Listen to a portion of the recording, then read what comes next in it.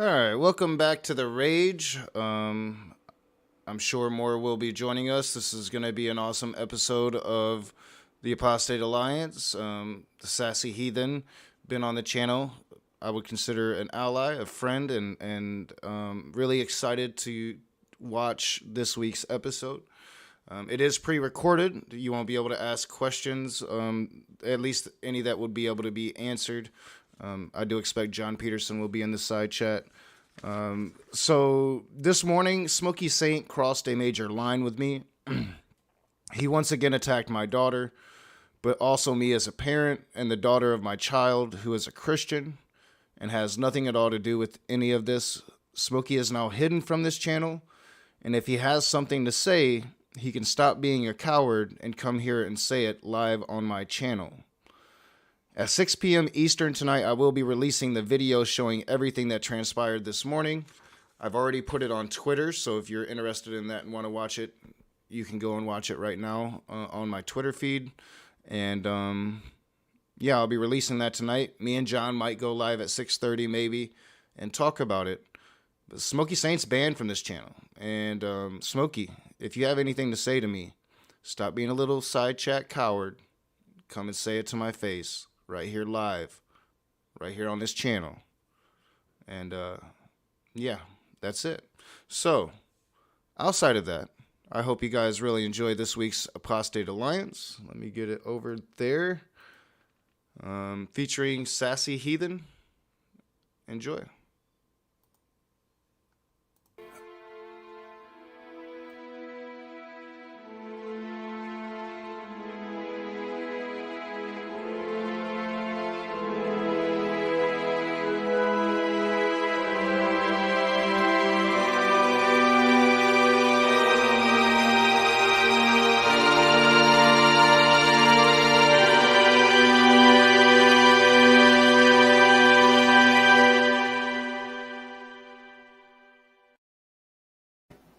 Hello, and welcome to episode number 29 of the Apostate Alliance. We probably should have renamed the show for today, because today we're not going to be talking with an apostate. We're going to be talking to someone who was never in a religion. And we're joined today by three non-believers, as usual. Our guest today is the Sassy Heathen, or Mindy. How you doing, Sassy? I'm good. How are you guys? Good. And of course, I'm joined by my co-host, Faye the Most Gracious. Hello, Faye. Hey. That was a little weak. So, yeah, we're gonna interview Mindy, but first I want to bring up a few things that have kind of been sitting around in my bookmarks on Twitter that I should have probably brought up before this, but two that came to mind here, and when we're done with the show, I'm going to have to go online and find out what the outcome of this one was. Ex-Muslims of Norway at the beginning of the month, they tweeted about a Bangladeshi student from the Jagannath University, and Faye's from Bangladesh, so I probably butchered that name there, but she was suspended over allegations that she made derogatory remarks on Islam and Muhammad, and now she's been missing since then. Now, like I said, this was from the beginning of the month, and it says was missing for 5 days. Again, I'm going to have to go and see what the outcome of this is. But I mean, from your experience, Faye, you know, she made derogatory remarks about Islam and Muhammad, and then was missing for 5 days. Like, what would you speculate happened to her? I don't know. I don't know how to comment on that. Typically, if a person is missing for over 48 hours, they're dead. Like the police would determine them dead. So I don't know exactly how to comment on that. Bangladesh has this, even though it identifies as a secular country, and the current party in Bangladesh right now is a secular party, there is a significant level of Islamism going on in Bangladesh. So I don't know. So I know that you're very familiar with Muslim issues, Mindy. You worked with a ex-Muslim channel or a Muslim channel, I believe. Yeah, I was a moderator on a Dawa channel for 7 months because I had become good friends with the owner of it. So um, I don't know if I can comment too much on that because I think the Muslims that I was interacting with most of the time were Western Muslims, and since then, between then and now, I see that they have a very different kind of Islam that they're worshiping. It's very, very different. It's very watered down, almost like it's a vanilla Islam, right? And so I don't Right. know if I can offer anything. Actually, I've heard people call it Westlam rather than Islam, and I'm like, that's kind of interesting take on it because it's Muslims that are in like Canada and the U.S. and have kind of converted over in the Western countries rather than coming from an Islam country. So their view of it is very different. Mm-hmm. Well, and the other side of that too is with something I was Absolutely. surprised by. We interviewed someone here a couple of weeks ago that talked about different things that went on with them, horrible things, with their family and everything. And then they're in the United States, So yeah, I think that a lot of Muslims who end up in westernized countries, kind of go that route that you were talking about, Mindy. But we did interview someone recently that, if the person hadn't have said that they lived in the U.S., you would have thought they were living in a Muslim country. Oh, wow. But so now the other thing I wanted to mention that I don't know if I read this or if it was in a video that he did, and I want to say it was Harris Sultan, like maybe it was like one of those YouTube posts or it was a video of his I was watching. And I don't know if either of you have heard of this, but that a lot of people, a lot of Muslims in Iran are leaving Islam. What's that?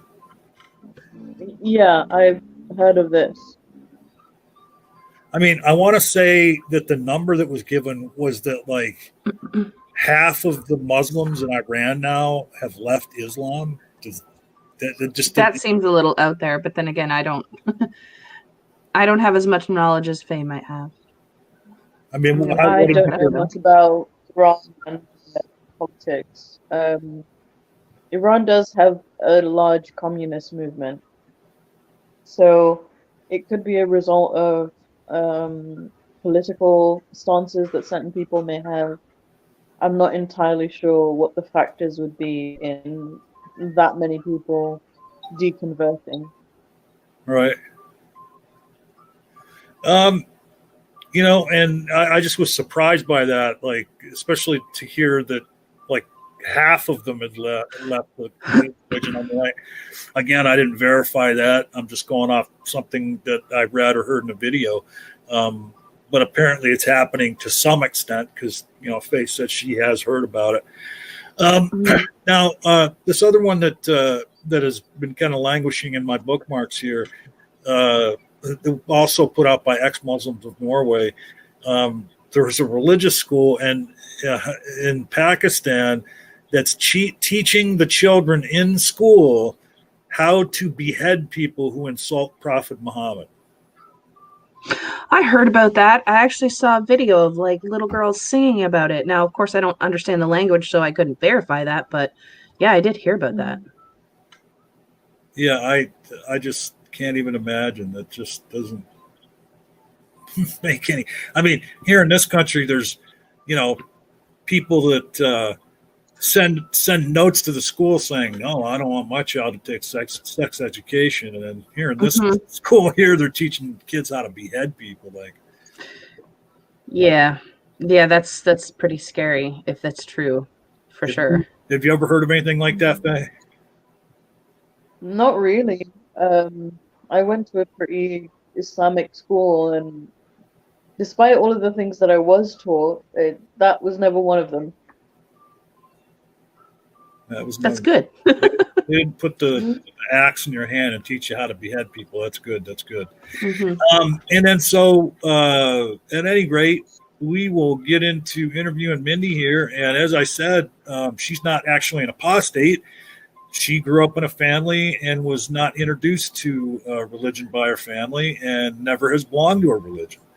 Mhm. And so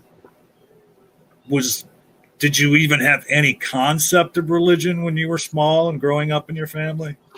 The only thing that I knew about religion until I went to school was like at Easter. You know, that was the time that Right. this mysterious figure Jesus was resurrected. That's really about it. Um, now I'm old enough that when I went to public school, they still said the Lord's Prayer halfway through till up until I was probably about grade 4 is the last time I can really remember it. Mm. And then it changed and they stopped prayer in school. So that was really my only exposure to religion. Now, when I was my youngest daughter's age, I was about 5. My parents are split up. My dad met a woman and remarried, and they had 2 little boys together. When I was about, I don't know, maybe 5, and she was pregnant with my brother, she took me to Sunday school.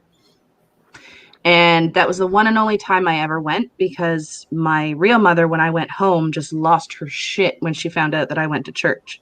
Now, she never expressed any type of religion at home or talked about the Bible. I don't even think there was a Bible in the house. Mm. But as soon as she found out that my stepmother had taken me to Sunday school, she lost her shit and we never went again. And the next time I stepped foot in a church was probably when I was about 13 or 14 when my cousin got married. Oh, wow. Mm-hmm. Wow. So Go ahead, Faye. I just Faye, did you have something? such an overreaction to taking someone to church. I don't know. Like, was it a she was terrible a very experience? No, I loved it. I thought it was great. We got to make crafts, and a lot of the reason why she overreacted the way that she did was because there was a lot of abuse there when I was younger. There was a lot of, she's very narcissistic, so she wanted to control everything that I did. So anything that my father and stepmother wanted to do with me, she didn't have control over. And that made her extremely upset. So she would punish my father by keeping me from him. So she would look for things like this that she didn't agree with, get extremely and overly angry about it, and then keep me from my dad for like a year. So I think it was tied to that more so than it was the religion. So she did not identify as an atheist necessarily? That is, to be honest, I don't know. I couldn't tell you, because that's not something that my mother ever spoke about. She never mentioned God. She never mentioned what she believed. We never had a conversation about that. And like I said, I don't even think we owned a Bible. So she could have identified as Christian for all I know, but it was just never a topic that we discussed. So I have no idea. Do you still have a relationship with your mom to this day? No, I haven't talked to her in probably, my son's going to be 15, so probably about 16 years since I've spoken to her. Oh, wow. Yeah. Wow. Yeah. I called her to tell her I was pregnant with my son and that she was going to be a grandmother for the second time. And she told me to screw off and never call her again. So I haven't. Oh, wow. That's horrible. Mm-hmm. She's not a very nice person. I'm sorry. That sounds awful. It was pretty awful, but I mean, I'm the way I am today because of her. That's the best way that I look at it. But were you curious about religion when you were younger? When I was little, no, because I didn't really understand what it was. I didn't really develop a curiosity about religion till probably I was in my 20s after I had gotten married. I had a very quick marriage. Like, I met my husband, we moved in together, and we got married all within an 8-month span. Oh, wow. Because I had lived such a broken childhood that I really was looking for, I wanted the happy husband and the kids and the white picket fence and all the stuff that I felt like I had missed out on as I was growing up. So when the first man came along that wanted to marry me and give me kids, I was like, yay, let's do this. So probably about 2 or 3 years into that marriage, I realized the mistake that I had made, and it was very, very empty. And I was feeling just the type of person that he was. He was kind of, I actually think he might be autistic, but that's neither here nor there. But he was the type where you couldn't really discuss anything with him. You couldn't really discuss feelings. And he kind of came home from work, played his video games, handed me his paycheck, and let me take care of everything else. So I started to feel extremely isolated in this, in my marriage. And I had talked about it with a girl at work who said, you know what would be great for you? Why don't you come to my church? And that's kind of what started me on that journey, because I was like, well, this is somebody that's reaching out to me. Maybe I can go and I can meet people, you know, and I can have something that's filling that hole that my marriage is not giving me. So I ended up going to a church for 2 years. And as much as I loved going to I loved going to that church. I went every Sunday after that for 2 solid years. I took my kids, and the atmosphere was just amazing. I walked in there and everybody was always just so friendly and so happy. And it was very intoxicating because I was around people and I was having a good time, but I didn't believe. So when it would come time to worship, and I don't know if you've ever been to a Pentecostal church, and the way that they worship, but it's like a goddamn concert. They have lights, they have music, they have speakers, sometimes they have fog. Oh, wow. Wow. Yeah, but it's a full-blown like music concert. So when I was there and everybody was worshiping, I would just kind of stand there and look around me, and everyone's like raising their hands up and like, oh, Jesus, yeah, I love you, Jesus. And I would just kind of stand there and go, I don't feel what they're feeling. Like, what's wrong with me? Where's this belief? Like, what are they understanding that I'm not understanding? And I wanted to believe desperately, like desperately, desperately wanted to believe. I went to new believers classes. I went to a Bible study. I tried to get involved in the choir. I had personal meetings with the pastor. I even had in the new believers class, it's kind of like a sponsor. So it's somebody who's like an elder in the church who's been there for a really long time that kind of mentors you on your journey. And they take you through the new believers class, basically. And I did all of that and still struggled with like, I don't believe in this. I don't understand why I don't believe in it, but I don't believe in it. So I ended up stopping from going because I felt like I was lying to all of these people. And yeah, that was kind of my trip with Christianity there.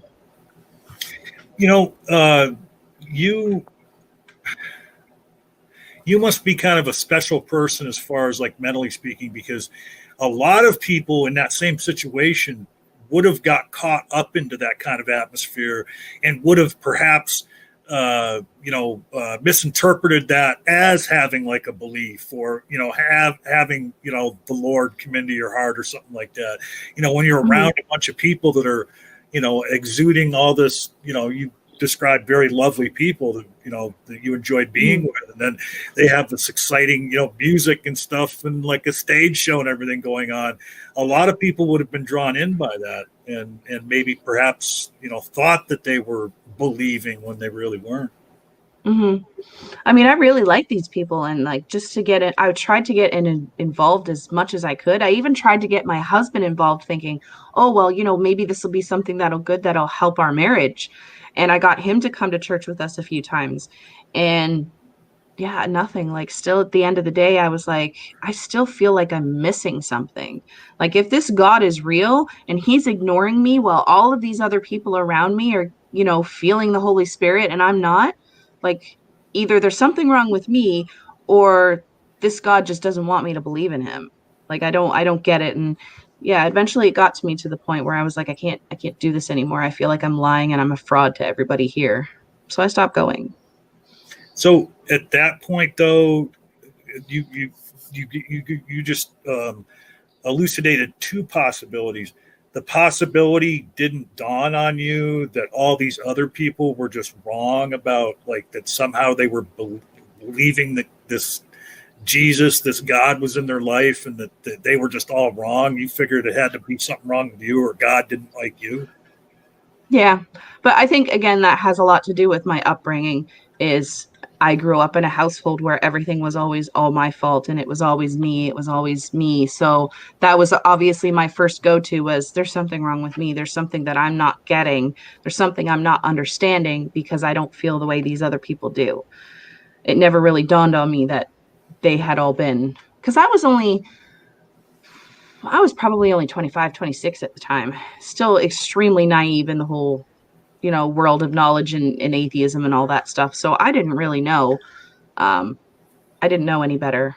And we didn't have the internet around with as much information as there is nowadays. So, I mean, if that had happened to me now with the internet that we have, I would have been able to go and find out a whole lot easier and be like, hey, I've been an atheist. But instead, it was a long journey to get there, because it's only been in the last probably 2 or 3 years that I've really identified solidly as an atheist. And so you say you were 25 or 26, so just like 4 or 5 years ago then, huh? I'm 41, John. No, I know. It's been a while. I'm just trying to be, that guy. But go ahead, Faye. I think you were trying to get in. Yeah, I was gonna say, like, investing that much time into a community, and then because even though I'm sure they made you feel like you belonged there, Mm-hmm. you just didn't feel that sense of belonging based on the fact that you felt like you were a fraud. I felt like I was lying to everybody. Yep. I felt like I was Like, did doing them a nobody- disservice by not believing. Did nobody ask after you? Like, did you not make friends After there? after I left the church and stopped going, none of them reached out to me. No. Oh, None wow. of them. Yeah, none of them ever came after me or asked why I stopped going or what had happened or why I stopped going to the church. But I mean, the church that I was going to, I just kind of chalked it up to the size of the church, because it was steadily growing. I don't know what it was about this particular church, but there were a lot more people that found it intoxicating as I did. And actually, in the past 2 years, they've actually purchased a new property so they can get a bigger church, because the congregation is growing so much that having 3 different services on Sunday morning just isn't enough space. So I feel like maybe I got lost in that shuffle of growth, that I just didn't make a difference enough to most of the higher up peoples that they noticed that I was gone. I mean, were there people in this church prior to you leaving that you socialized with outside of church? Not really, other than like actual Bible groups. Well, Like if I went to like a Bible study or whatever, because one thing to remember is that while I was going to church and while I was doing these Bible studies, I also had 2 very small babies at home and a husband that didn't do anything. So I was working a full-time job, taking care of 2 babies, taking care of my house and paying my bills, and then trying to fit church into this, like to have some kind of like social aspect. So, I mean, I was socializing as much as my responsibilities is allowed.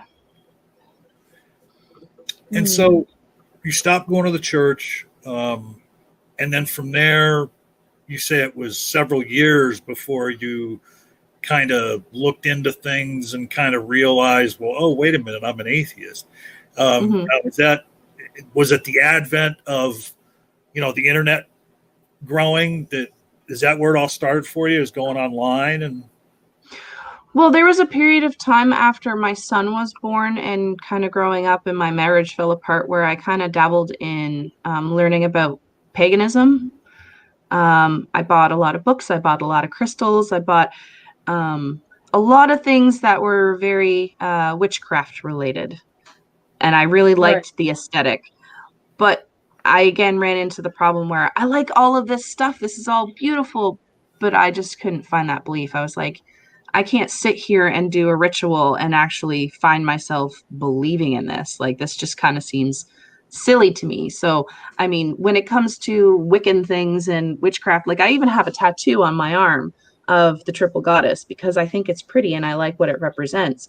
But when it comes to like the actual belief in the gods and the spirits and the deities that go along with it, I just don't have it. So it wasn't until I went down that little path and my divorce was finalized that I kind of, because I dabbled in Christianity a little bit again after my youngest was born, and I was with my American husband because my American husband has very American, devout Christian parents. So for their sake, I tried to pursue the church thing for a little bit again. Didn't work out, and that was probably about 3 years ago that I kind of stopped my exploration and kind of really sat down and started doing some debating and researching and learning. Wow. That's quite an experience to constantly try to feel this love of God sensation that people do feel observably. But like that must have been really, really frustrating. Well, it was because there was a lot of people that were, especially nowadays when I have conversations with Christians and they say, well, you just didn't try hard enough. And I'm like, damn it, I tried everything I possibly could. I don't know how I could have been. I tried harder. I don't know how I could have been more sincere. So, back up with that because you don't know anything. That's where I really get frustrated because, yeah, I tried. I really tried. I mean, just from hearing you, tell that part of your story, just hearing you tell the story, it's obvious that you, at the time, you wanted it to work, because absolutely. Yeah, I mean, I always hate getting that from religious people too. Like, well, you didn't try hard enough, or you were never really a Christian, and no, when I went, I tried too, and there was even times when I felt like, the Spirit of God, was coming into me. But, now I know now that was just emotion and, maybe an epiphanous thought, that was of my own making. It wasn't an outside force. Yeah. So, so you say it's been about 3 years then since you about really 3 years. And did you jump right into the YouTube community, the atheist community, when you first decided you were an atheist? No, it was actually really interesting how the whole path to atheism started because I kind of stepped away from going to the church where my in-laws wanted me to take the baby, and I was like, okay, I can't do this anymore. And I'm a very passive-aggressive person, and I love my in-laws to death. But a little part of me just kind of likes to poke that bear when it comes to their belief. So on my Facebook wall, I would post very non-religious things or questioning religious things. Just kind of be like, yeah, I don't believe anymore, and I'm just going to throw this up there. Like a lot of memes and things like that. I used to on my Facebook when I first started, yeah. Because my husband's family is extremely religious, like very, very. I've never met more religious people than these guys, and they post a lot of kind of out there stuff. So again, in my little passive aggressive way, I'm going to be like, I'm going to throw up this meme and see how many of them I can piss off. Like, but I started to feel bad as I grew closer to them. I started to feel a little bit bad about trying to instigate with them. So I kind of, and I wanted to take out that frustration somewhere else, that I wanted to argue about it. I wanted to talk about it, but I didn't want to, I felt bad going to the lengths that I was going. So I switched instead to Facebook debate groups, which was really, really eye-opening because when I started joining those, I started learning what fallacies were, what were good arguments, and I learned so much information from them. And then I started watching the Atheist Experience on YouTube and Talk Heathen. And that kind of brought me to, I wonder if there's other YouTube channels or other live streaming channels on YouTube that I can actually like talk to. Because I was interested in making videos myself. And through that, just one day I typed in atheist live stream and it was like, I don't know, maybe 11 o'clock at night. Neil, the 604 atheist, popped up.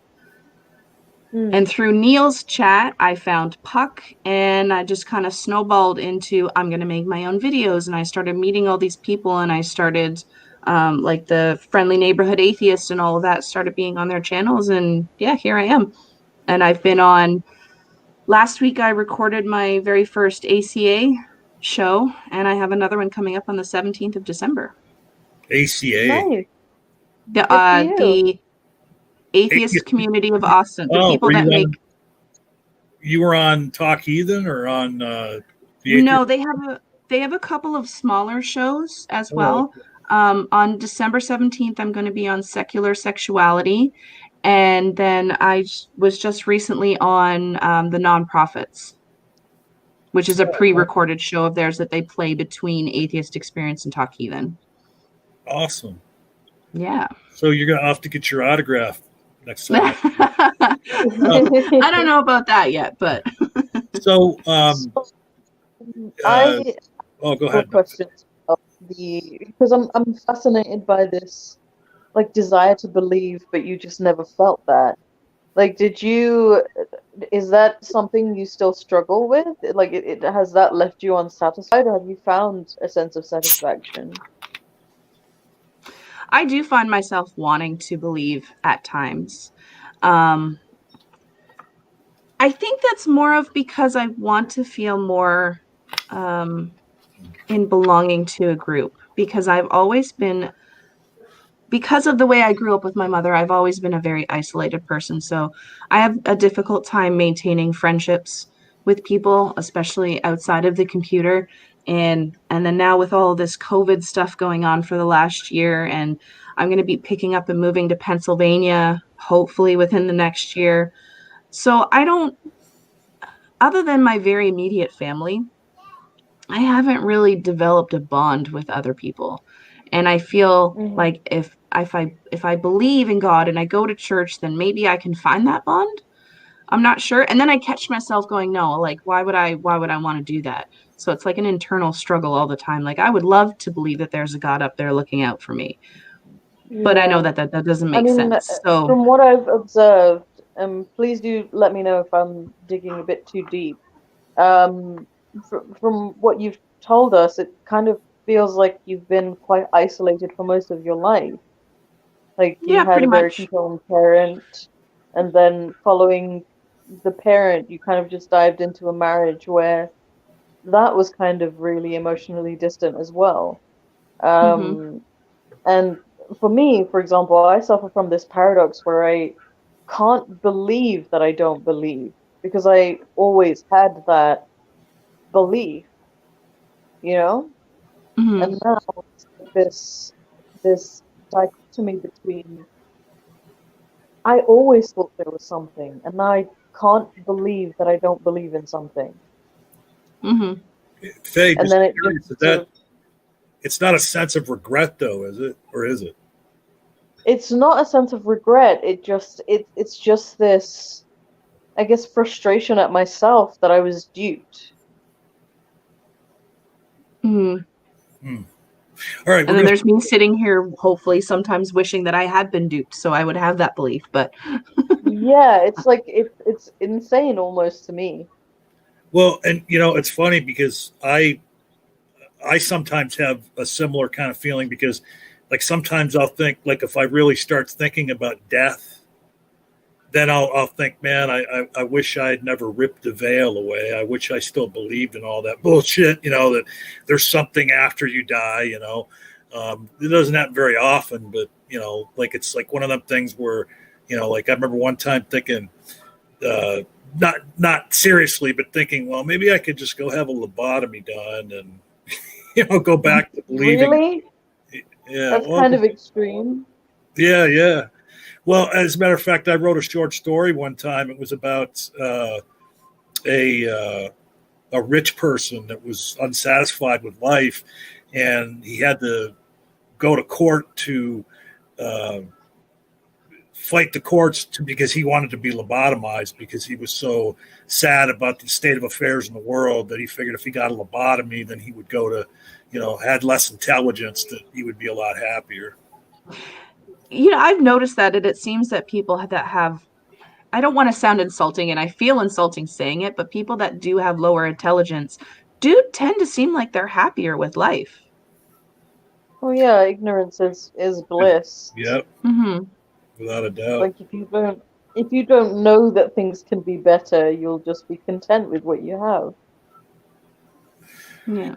Yeah, I mean, and like I remember arguing with somebody kind of on the same topic, but like when I've heard different scientists and different people that work with other cultures and stuff, like they'll be talking about, like, say, one of these tribes in South America or somewhere else in the world where they're not modern, like they're still kind of primitive, and like one person said, well, yes, we have to preserve these type of cultures and everything. And I'm like, fuck that shit. Take them motherfuckers toilet paper and computers. One of them might have the cure for cancer locked in their fucking head, like, I mean, yeah, ignorance is bliss, but some of the people in religion that seemingly seem blissfully ignorant, if they would just buy into the non-religious stuff, then they might be brilliant. Who knows, but yeah. I mean, I don't know about that, since they're putting all of their eggs in that basket. Especially people who are, and this is kind of why I'm frustrated with the fact that I believed in the thing that I believed in for as long as I did. It's because I feel like I was smarter than that. Because all they've done is submitted themselves to a set of rules, especially those people who feel the actual sense of belief. They've just submitted to rules that were written down by somebody else and have decided that nothing else in the world is worthy of that level of devotion. Whereas when you strip yourself away from that, every single second you have is all you have. Right. And I mean, too, a lot of people that are over religious don't have that sense of personal responsibility because, when they do something or something happens to them, oh, it's in God's hands, or trust God, so it takes that level of stress away from them that they're not alone. They're not doing this alone. Somebody else up there is responsible for what's happening to them, so they don't have to stress about it. Whereas, folks like us that don't have that know that it's all on us. Like, we are the masters of our destiny. So it is we it don't is have. essentially a it's a safety net. And I wonder what would happen if we were to strip away religion from all of those people. And I would imagine that it would cause a lot of problems. Oh, a lot Yeah. of them would go absolutely batshit crazy for sure. I mean, I would never want to eradicate religion because there are so many people in the world that if without religion, they would cause problems for the rest of us. They would not be Yeah, able to and I mean, cope like, especially devoted people that, religion is just the cornerstone of every single thing in their life. What would you do if you took that away? Yeah. I wish we could at least get it away from the radicals and like that. Well, the radicals are only as radical as they are because they're invested in making the whole world as religious as they are. Because to them, that's the only thing that matters. And it really doesn't help that religion also creates enemies in order to sort of drive that need to make everyone follow. So you and Faye are friends, Mindy. I've seen you guys interact on social media there. Has Faye ever shared any pictures from when she was a Muslim with you? I don't think I've seen any, no. Yeah, because like she was what you were like full niqab, weren't you? Or Yeah, I was covered head to toe. I covered my face since I was like 11. Wow. Now, is that something that, like, when a little girl hits puberty that you start covering, or like when does that start? Well, I wore a hijab since I was really, really young because my mother was she wasn't like super devoted, but she was like culturally Muslim. She was the first, myself and her are first generation immigrants.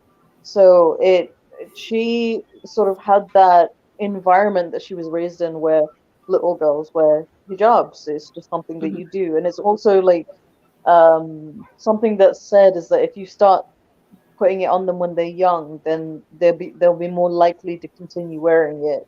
Whereas, if they fraternize too much with the white folk, they might not be able to don it later on because they've been influenced. So I was wearing a hijab from when I was little, but I was enrolled into an Islamic secondary school where, that's kind of where my interest in religion peaked.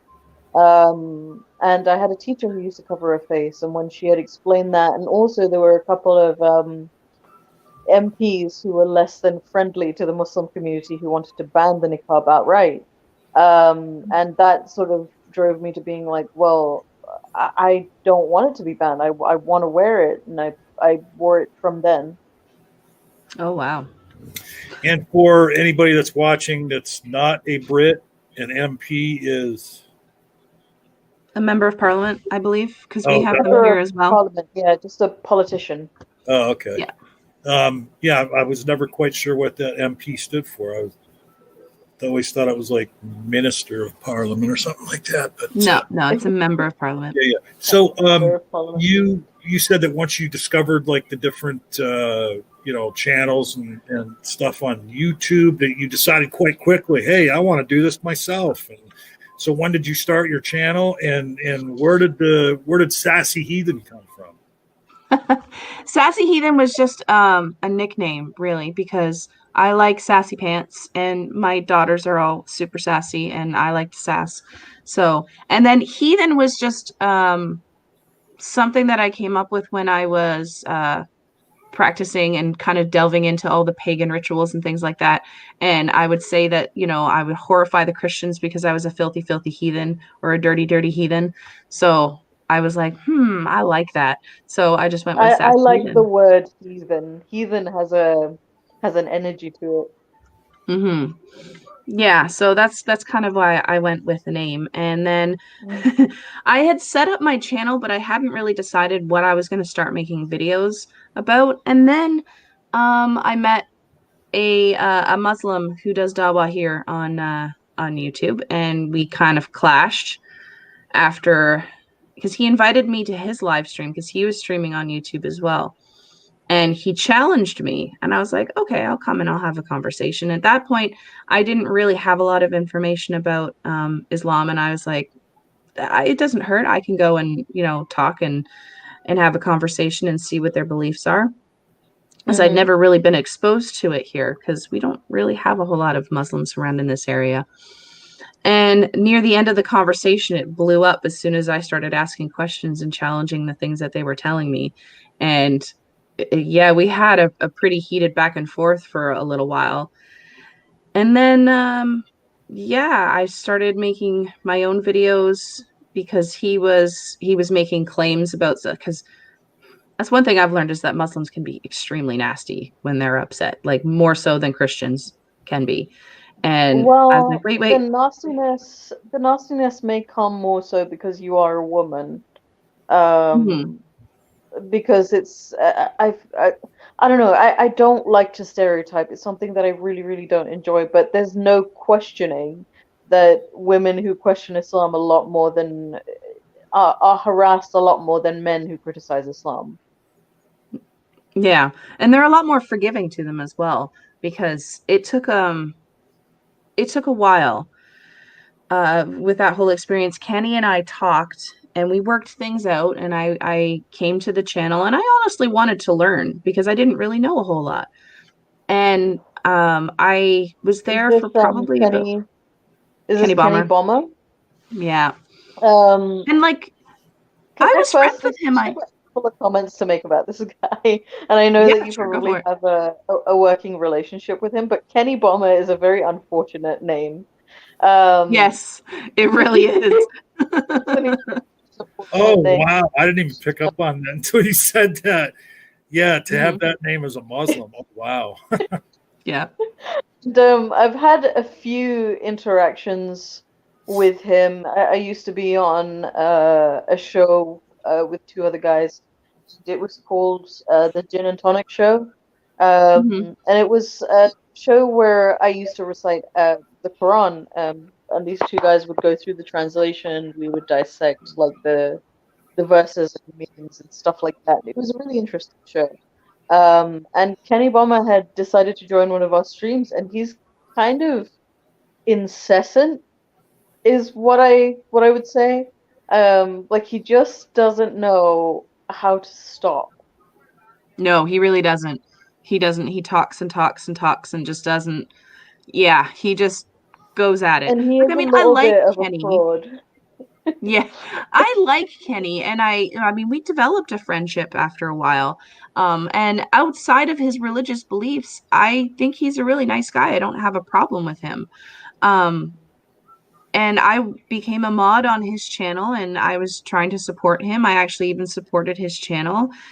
And then his audience just kind of decided that it was not cool to have an atheist woman around.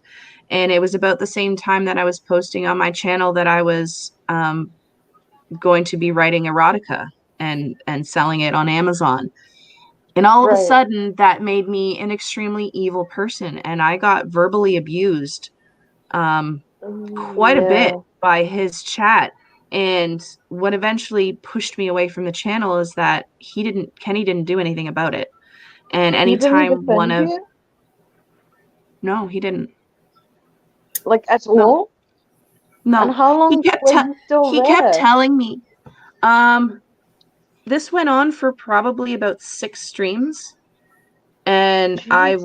there was other people, like he had other Muslims that would come onto his panel and be like, hey, what's going on in your chat? They're attacking your mod. Like, you know, and I had been around for like 6 months at that point. So everybody that was a regular on the channel knew me, knew who I was. I had been on video and talked to them before. So it's not like I was a stranger.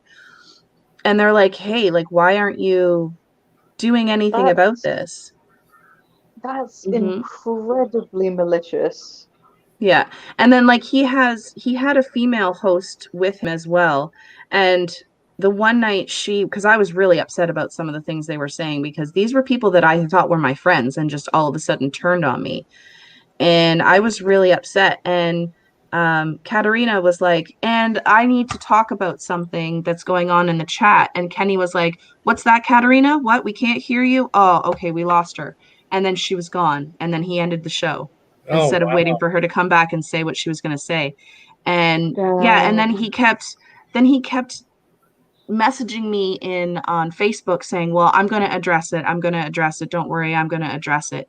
And then every time I popped back into his chat, I would just get abused again. And I'm like, you know what? That's it. And I haven't been back since. And that was about 2.5 months ago.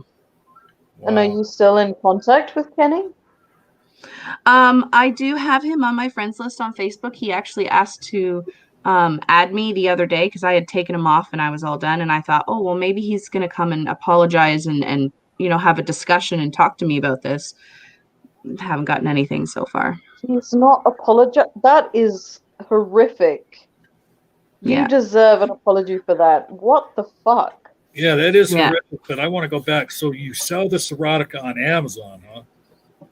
I haven't published anything yet. I am in the you process of writing it, but Oh, okay. if you ever go back onto his live stream, you have to start by shilling your erotica. well, that's the thing though, is that when I first published the very first video that and talking about doing it, somebody in his chat, another Muslim, brought it up, and I said, and I just answered a question, and then Kenny came to me and said, I would appreciate it if you didn't talk about your erotica on the channel. I'm like, okay, yeah, no, I completely understand. I can respect No, that. you That's should not a problem. absolutely. If he is ever going to be a decent human being and actually apologize to you, you have to insist that he includes those links in his description. Well, what really bothered me is that I had no problem respecting his request not to talk about my erotica on his channel. Yet, all of these Muslims that were attacking me, especially, and one was a mod, because I was a mod and he was a mod, so I couldn't do anything about what he was saying. Um, he would bring it up every chance he got. And I was like, Kenny, why is it okay for him to attack me and discuss my erotica and say that I'm trying to corrupt innocent Muslim children by writing erotica? Like, what? Well, Why is it okay for I them think to bring it up? But the unfortunate truth is that Kenny probably agrees with that. oh, I don't doubt it now. But like, that's the thing, is that it was such a double standard, because he would just let them go on abusing me and saying that I couldn't talk about these things, but letting them. And it was just, in the end, I saw that these people really didn't see me as my own person. And, No. That's I why think when I maybe see that your little... Marge just wanted to read your unedited works, possibly. Maybe, but they did get pretty nasty, and every time I would come into the stream or whatever, they would talk about my green horns and, just some really, really awful things. Faye has green horns. Yeah, that's what I was going to ask her about. That is that a particular Muslim thing? Is the green horns? No. I just I went through an art phase where I was drawing a lot of devil women with halos. So yeah.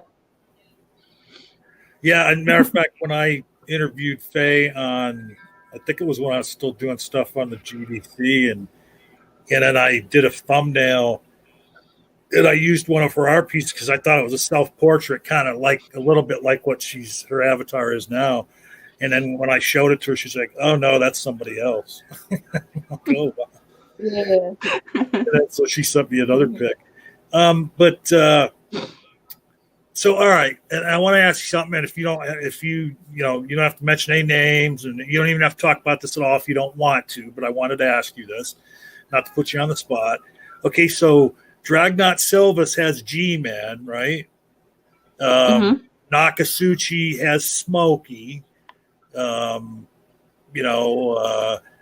Speed of Sound, he goes after SFT all the time.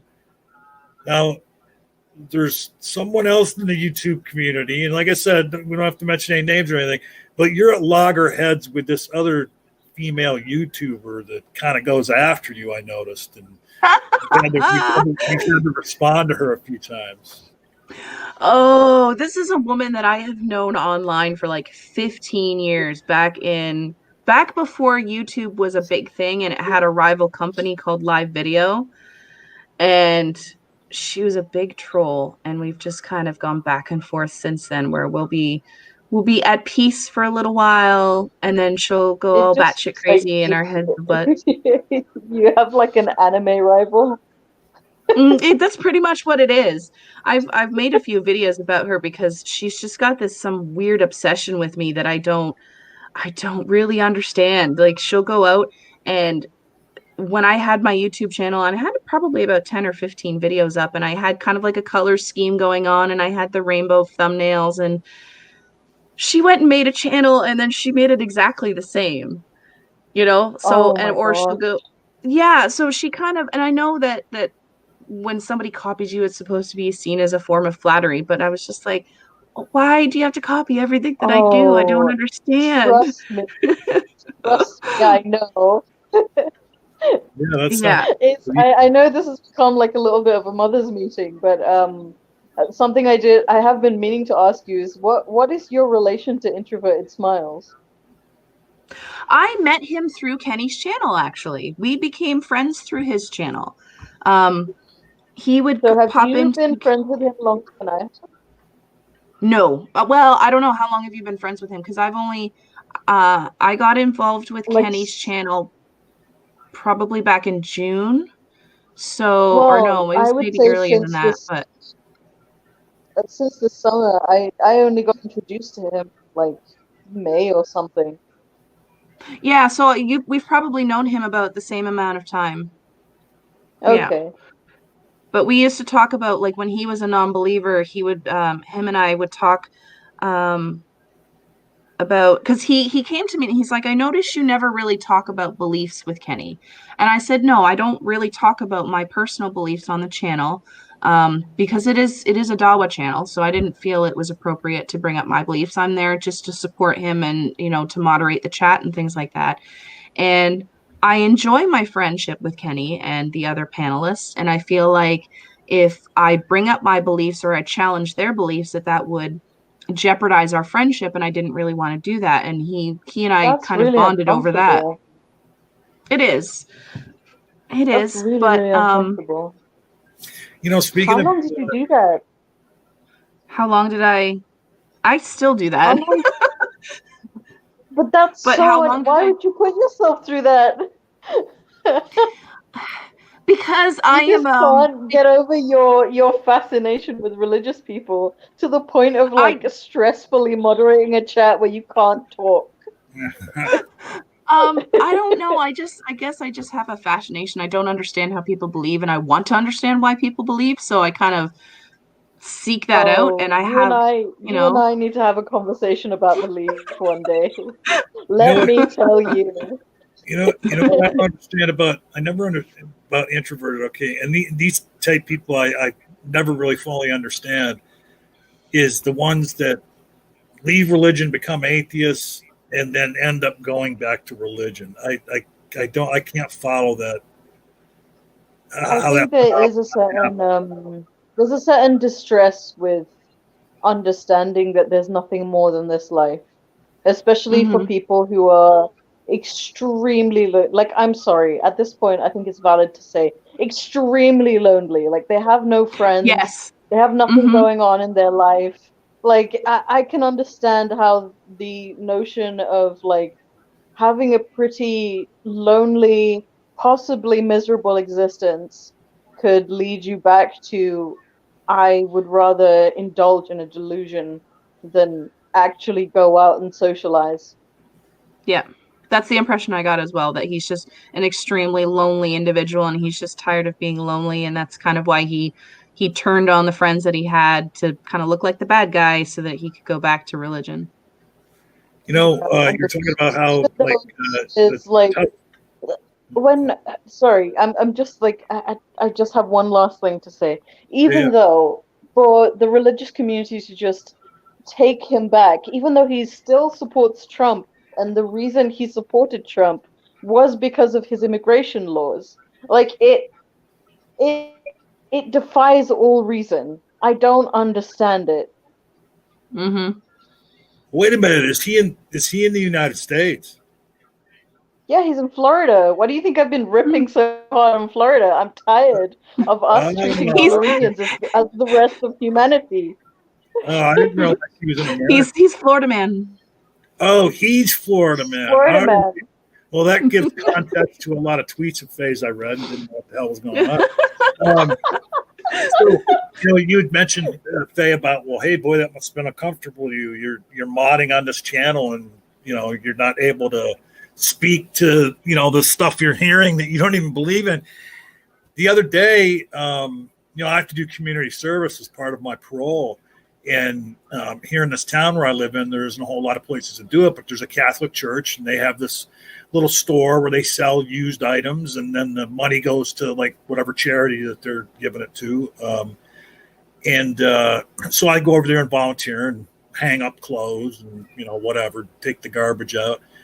And so the other day I was over there and I was just surprised at myself about this. All right.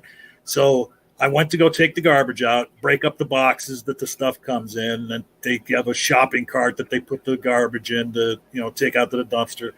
And I go out emptying stuff into the dumpster, and there was these books. They were classic kids books, but not really kids, but it was I don't know, Alice in Wonderland and, some of those type of classics. And I said, well, is it okay if I take these instead of throwing them away? Sure. Well, also in there with these books, there was a Bible. And they were throwing that in the the dumpster. Now, here I am, an atheist, I guess you could say devout atheist, and think that, religion is mostly crazy. Not that religious people are crazy, but the idea of religion is crazy to me now. And I couldn't throw it in the dumpster. I brought the Bible back in and I asked the lady, I said, did you intend for this to go in the garbage? And she's like, well, yeah, probably shouldn't be throwing that away. She said, do you want it? And I was like, oh, no, I already have a Bible. And then so she took it and she said, well, I'll find something to do with it. But I was like, afterwards, I'm walking home and I'm like, why did I give 2 fucks about that Bible? Like, See, a Muslim would never, even a non-practicing Muslim would never, ever throw out a Quran in a dustbin. yeah, I was surprised when I found it in there. That is insane. Yeah. And this was a Catholic church too. And So. I've smoked this Quran. Like, I am flabbergasted by that. I've thrown out lots of Like, I Bibles am in my now time. having the most ambivalent feelings of how dare you disrespect a religious text, and like, it shouldn't matter, it's just a book. Yeah. So, you say you have 3 children? I do. Okay, and the oldest is 15? No, the oldest is going to be 18. Oh, wow. I know. I started young. I started really young. I had her when I was 23. Gosh sakes, you are 41, aren't you? No. Yeah. So, how have you dealt with your children? Have your children like asked you about religion? Have you? I raised them with basically we went to they went to Sunday school a few times, which the Sunday school at the age that they were at wasn't really a school. It was more of just childcare while I went upstairs. They weren't really old enough to have like a Sunday school class. And by the time that they were old enough, I had stopped going. So there wasn't really a whole lot of religious influence for them because I felt like I was on my own journey. I was trying to find my own answers. I didn't feel right trying to tell them what to believe when I didn't know what to believe myself. So I kind of left that and figured if religion was something that they were interested in, that they could kind of pursue that on their own as they got older and make their own choices. Did they know Mom was an atheist? My 18-year-old and my 15-year-old know that I am now. The little one has no clue. I have brought her up with like absolutely zero religious influence. So she doesn't know anything about it. Do your in-laws not insist on some sort of religious upbringing? No, actually, I'm very lucky that way that they understand that we don't believe and they don't pressure us to bring her into any kind of religion. They are very understanding that way. Have any of your kids asked you about God or church or religion or anything? No. Well, my oldest, who's going to be 18, has actually decided on her own now that she is an atheist and she is a feminist. And she's very angry about a lot of things that she's realized now that she's becoming an adult. So we do have a lot of really good talks about feminist issues and how the church and, religion kind of exasperate that. So it sounds like she's really taken after you. Yes, she really is. It's funny because like she's 18 and I let her drink when she's with me. So we like share a bottle of wine when she comes to visit because she lives with her boyfriend now. I mean, you're in Canada, right? That's allowed. You have to be 19 to drink, but I mean, it's okay. Okay. But her and I will sit down and share a glass of a bottle of wine, and she'll get so feisty and fired up about issues. Like, yeah, I'm right there with you, sister. Like, she's taken on my footsteps, and I'm so proud. I'm so proud. Now it's going to be any collaborations on your channel in the future. She's like me, and she has anxiety. And she is not at the point where she feels like she's brave enough to get on camera. I'm lucky if I could get pictures taken of her. So she's not at that point yet where she's able to get past that to get on camera. Now, my 15-year-old... Does she like stalk the Reddit forums though? No. No, she's not there quite yet because she's still she's in her last year of high school.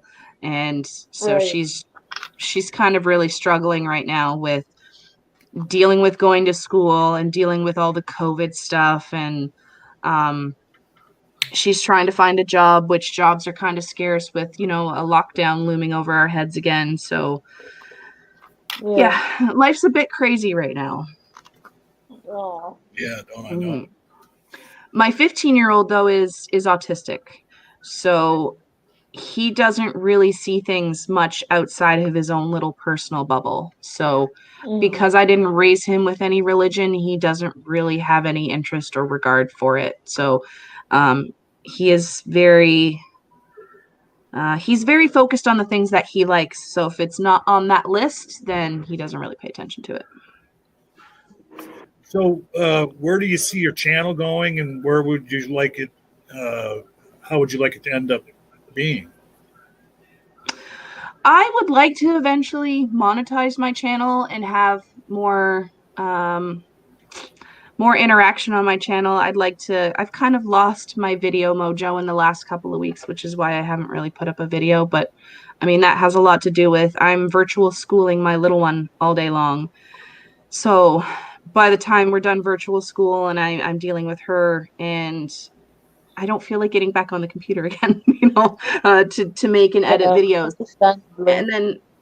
And then on top of that, I've been separated from my husband for the past 2.5 months. So there's a lot of emotions that have come with that. Well, and dealing with all that. This is not a what people would typically think of as a separation. Right? Oh, yes. We are separated by the border and by COVID restrictions. It's not that we are separated in our marriage. We are very happily married.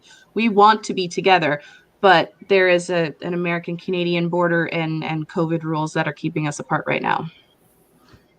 So, and I mean, we filed for immigration in January of last year, and the process should have taken about 6 months, according to electronically filing, and they just opened our file like 2 weeks ago. Oh, wow. So, yeah.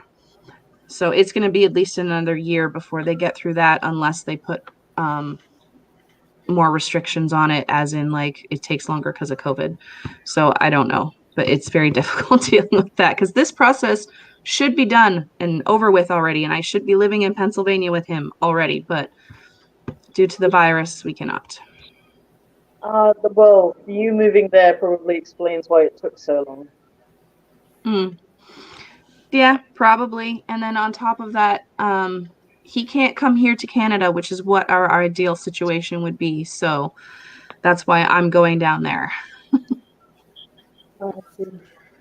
So, Faye, do you have anything coming up soon on your channel you want folks to know about? Not at the moment. I have started Twitch streaming for anyone who just wants to hang out. I try to avoid really difficult topics on my Twitch streams because it's just me doing some art or something. But yeah, besides that, not really. And people should go check out your Instagram, shouldn't they? Yeah, sure. I mean, if they want to. Man, you're not a very good shell for yourself. No, I'm not.